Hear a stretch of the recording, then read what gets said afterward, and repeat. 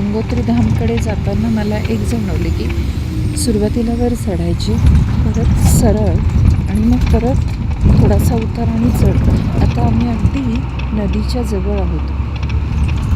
म्हणजे अगदी खूप जवळ जाणवते नदी, खोल नाही आहे. मगाशी मी आपल्याला व्हिडिओमध्ये दाखवले की अथांग खोली नदीची जाणवत होते, पण आता मात्र नदी सहजतेने जवळ आहे हे जाणवते.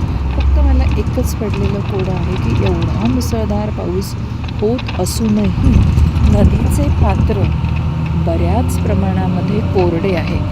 याचं कोडं मला आत्तापर्यंत उलगडलेलं नाही. 6 महिने ज्या वेळेला देवीची दारं बंद असतात त्यावेळेला देवी या मंदिरामध्ये पूजेसाठी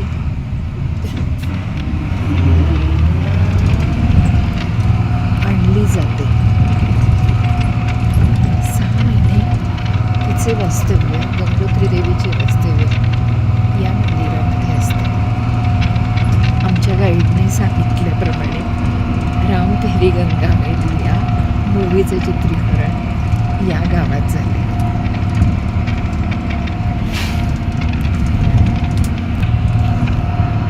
मंदाकिनी, रामतेरी गंगा मैलीची हिरोईन मंदाकिनीचे गाव हे दाखवलेले आहे. मनोरी गाव.